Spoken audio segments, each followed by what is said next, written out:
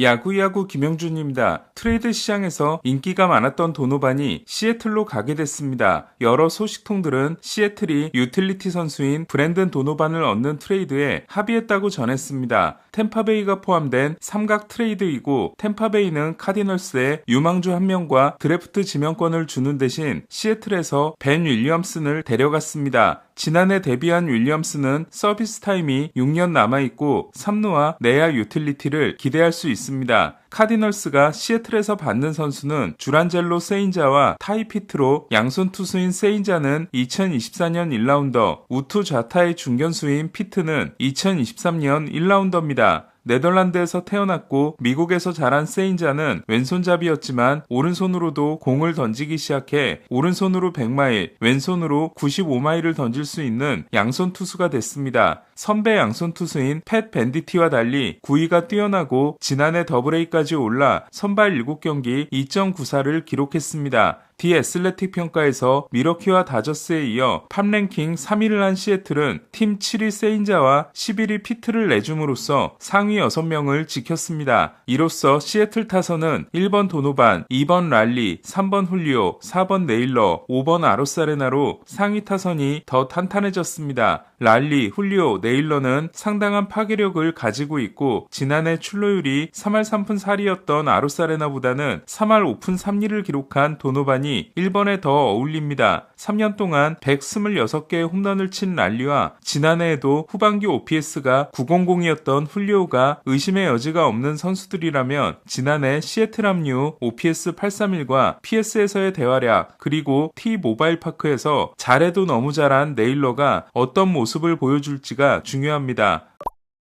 도노반은 시애틀에서 폴랑코가 빠져나간 자리인 2루보다는 수아레스가 떠난 자리인 3루를 맡게 될 걸로 보입니다. 시애틀은 신인 2루수 콜 영에게 큰 기대를 걸고 있습니다. 에인절스에서 시애틀로 이적한 후 한때 메이저리그에서 성사된 전체 트레이드의 절반을 혼자 담당하며 트레이더 제리로 불렸던 제리 디포토 단장은 최근에는 신중해졌고 샌디에고 프렐러에게 그 지위를 빼앗겼지만 오랜만에 대형 트레이드를 만들었습니다. 잭 맥키언이 단장 시절 트레이더 잭으로 불렸고 지금은 칼럼니스트를 하면서 무리한 시나리오를 짜는 짐 보든이 신시내티 단장 시절에 같은 별명으로 불린 바 있습니다. 훌리오와 랄리를 눌러앉히는 데 성공한 시애틀은 이번 겨울 조시 네일러와 5년 9,250만 달러, 레프 스나이더와 1년 625만 달러, 포수 앤드류 키즈너와 1년 100만 달러 계약을 맺었습니다. 아버지가 군인이었기 때문에 독일에서 태어났지만 미국에서 성장한 도노반은 2018년 7라운드 지명을 받았고 2022년 마이클 해리스, 스트라이더에 이어 신인왕 3위를 합니다. 그리고 신설된 유틸리티 부문 골드글러브 수상자가 됩니다. 2023년 도노반은 7월에 시즌을 마감하고 팔꿈치 인대 수술을 받습니다. 하지만 이듬해 건강하게 돌아왔고 지난해는 올스타가 됐습니다. 다만 후반기 들어 성적이 떨어졌고 시즌 후 탈장 수술을 받았습니다. 우투 좌타인 도노반은 우한과 좌한을 상대할 때 편차가 있고 장타력이 아주 좋은 건 아니라 홈런을 10개 정도 치고 스피드도 떨어지지만 출루 능력이 좋고 갭파워가 뛰어나 메이저리그 타이 기록인 한 경기 2루타 4개를 기록한 적도 있습니다. 기복이 없는 데다 1루, 2루, 3루, 유격수, 좌익수, 우익수 등 포수와 중견수를 제외한 모든 포지션을 소화할 수 있다 보니 카디널스와 거래를 하려는 팀들마다 도노반을 달라고 했고 그동안 카디널스도 도노반을 쉽게 팔지 않았습니다. FA까지 2년이 남은 도노반은 올해 연봉이 580만 달러이고 마이너 옵션도 남아있습니다. 하임 블룸이 새로운 사장이 되면서 리빌딩에 들어간 카디널스는 소니 그레이, 윌슨 콘트레라스, 놀란 아레나도를 트레이드해 연봉을 1억 달러 수준으로 떨어뜨렸습니다. 더스틴 메이와 1년 1250만 달러, 라인 스타넷과 1년 350만 달러 계약을 맺었지만 3명에게 들어간 연봉 보조가 끝나면 연봉이 텅텅 비게 됩니다. 카디널스는 도노반을 트레이드함으로써 팀 최고의 유망주이자 파이프라인 5위인 한국계 JJ 웨더홀트에게 2루 자리를 줄 수 있게 됐습니다. 카디널스는 라스 누빠와 조조 로메로도 계속 판매대에 올려놓고 있습니다. 케텔 마르테가 시장에서 철수하고 도노반이 판매되면서 이제 시장에 남아있는 이루수는 니코 호너와 매쇼 정도라고 할 수 있습니다. 컵스는 브래그먼과 계약하면서 호너와 매쇼를 이루수로 쓸 수 있게 됐지만 둘 중 한 명을 트레이드하고 남은 한 명에게 이루를 줄 계획입니다. 호너는 올 시즌 후 FA가 되고 쇼는 서비스 타임 6년이 남아 있습니다. 자이언츠가 RS와 계약하면서 둘에게 관심이 있는 팀은 보스턴입니다.